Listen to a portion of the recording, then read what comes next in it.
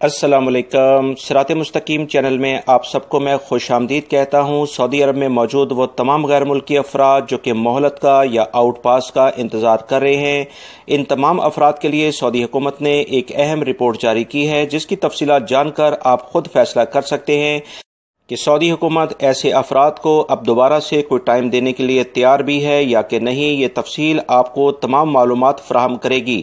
ابھی تازہ ترین جو رپورٹ سیکیورٹی اداروں نے جاری کی ہے، اس کے مطابق 34,08,691 افراد کو پچھلے 16 سے 17 ماہ میں جو گرفتار کیا گیا ہے، جن کے پاس اقامہ نہیں تھا یا وہ سرحد کو غیر قانونی طور پر عبور کر کے آئے تھے، یا وہ وزارت عمل کے جو نظام ہے، جو قوانین ہیں، اس پر عمل درآمد نہیں کر رہے تھے۔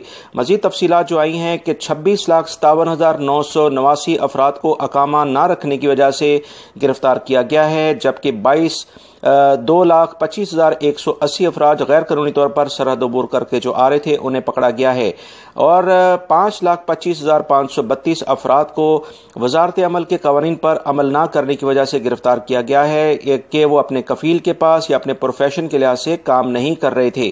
مزید جو تفصیلات سیکیورٹی اداروں نے جاری کی ہیں، ان کے مطابق ایسے افراد جن پر فوری طور پر جرائم کی وجہ سے جیل کر دی گئی ہے، ان کی تعداد 4,87,101 کے قریب بنتی ہے۔ 4,41,702 افراد کو ان کے سفارت خانوں سے رابطہ کرایا گیا ہے تاکہ ان کے سفری کاغذات مکمل کر دیے جائیں اور انہیں ڈپورٹ کر دیا جائے۔ 5,62,300 افراد اپنے تمام کاغذات مکمل ہونے کے بعد ٹکٹ کا ویٹ کر رہے ہیں، کسی بھی وقت انہیں ملک سے ڈپورٹ کر دیا جائے گا۔ اور ابھی جو مزید تفصیلات آئی ہیں ان کے مطابق 8,46,852 افراد کو ان کے ملکوں میں ڈپورٹ کر دیا گیا ہے، اور یہ اب مملکت میں دوبارہ نہیں آ سکتے ہیں۔ منیمم 5 سال کا تو ان پہ لازمی بین لگ گیا ہے، اور اس کے بعد جو مزید اگر سعودی حکومت کوئی ایسی رائے دیتی ہے تو یہ مملکت میں شاید کسی ورک ویزے پر آ سکیں۔